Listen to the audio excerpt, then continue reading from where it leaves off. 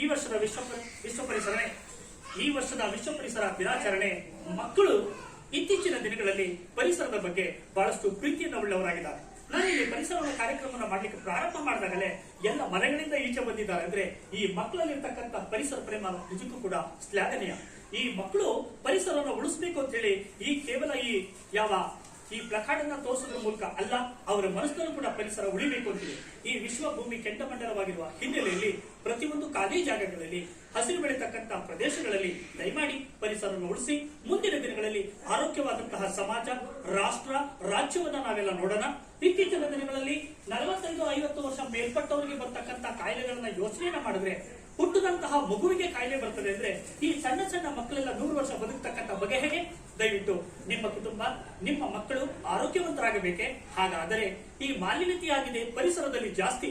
ನಿಮ್ಮ ಕುಟುಂಬ ಬದುಕುಳಿಯೋದಕ್ಕೆ ಶುದ್ಧವಾದಂತಹ ಆಮ್ಲಜನಕ ದೊರಕಲಿಕ್ಕೆ ಏನು ಮಾಡಿದ್ದೀರಾ ಆಸ್ತಿ?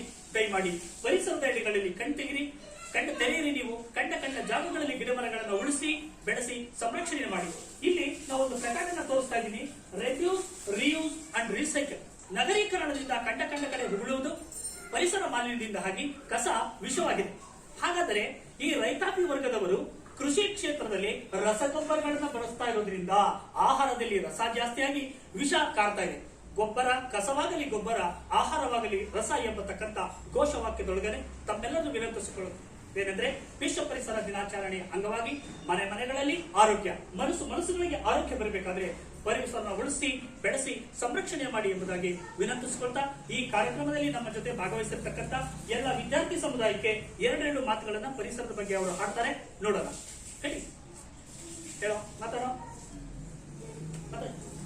ಮತ್ತೆ ಇವರು ಕೇವಲ ಅರ್ಥ ಮಾಡ್ಕೊಳ್ತಾರ ಹೊರತು ಕೆಲಸ ಮಾಡೋದಕ್ಕೆ ದೃಷ್ಟಿಯನ್ನ ಇಟ್ಕೊಂಡಿದ್ದಾರೆ. ನಮ್ಮ ಈ ಒಂದು ಪರಿಸರದ ಮಾಲಿನ್ಯದ ಭೀಕರತೆಯ ಸಂಕಟವನ್ನ ಅರ್ಥ ಮಾಡಿಕೊಂಡು ಮುಂದಿನ ದಿನಗಳಲ್ಲಿ ಈ ಮಕ್ಕಳೆಲ್ಲರೂ ಪರಿಸರವನ್ನು ಉಳಿಸ್ತಾರೆ. ಇವರಿಂದ ಉತ್ತಮವಾದ ಸಮಾಜವನ್ನ ನಾವು ಕಾಣಬಹುದು, ನೀವು ಕಾಣಬಹುದು ಅಂತ ಹೇಳಿ ಪರಿಸರವನ್ನು ಉಳಿಸಿ, ಗಿಡ ಮರಗಳನ್ನು ಬೆಳೆಸಿ, ಭೂಮಿಯ ರಕ್ಷಣೆಯನ್ನ ಮಾಡಿ ಅಂತ ಹೇಳ್ತಾ ಈ ಕಾರ್ಯಕ್ರಮದಲ್ಲಿ ಭಾಗವಹಿಸಿದಂತಹ ಎಲ್ಲ ಪುಟಾಣಿಗಳಿಗೆ, ಚಿಣ್ಣರಿಗೆ, ಮಕ್ಕಳಿಗೆ ಶುಭವನ್ನು ಕೊಡ್ತಾ ಈ ಒಂದು ಜಾಗದಲ್ಲಿ ಹಸರನ್ನ ಉಳಿಸುವ ಮುಖಾಂತರವಾಗಿ ನಮ್ಮೆಲ್ಲರಿಗೂ ಶುದ್ಧವಾದಂತಹ ಆರೋಗ್ಯದ ಆಮ್ಲಜನಕವನ್ನ ಕೊಡ್ತಾ ನಮ್ಮ ಬಡಾವಣೆಗೆ ಒಂದು ಮಾದರಿಯಾಗಿರ್ತಕ್ಕಂಥ ಈ ನನ್ನ ಆತ್ಮೀಯ ಸ್ನೇಹಿತರಾಗಿರ್ತಕ್ಕಂಥ ನಾರಾಯಣಪ್ಪವರು ಮತ್ತು ಕುಟುಂಬದವರಿಗೆ ಒಂದು ಅನಂತ ವಂದನೆಗಳನ್ನ ಸಲ್ಲಿಸ್ತಾ ಈ ಕಾರ್ಯಕ್ರಮನ ಮುಗಿಸ್ತಾ ಇದೀವಿ. ಶುಭವಾಗಲಿ. ನಮಸ್ಕಾರ. ಜೈ ಹಿಂದ್.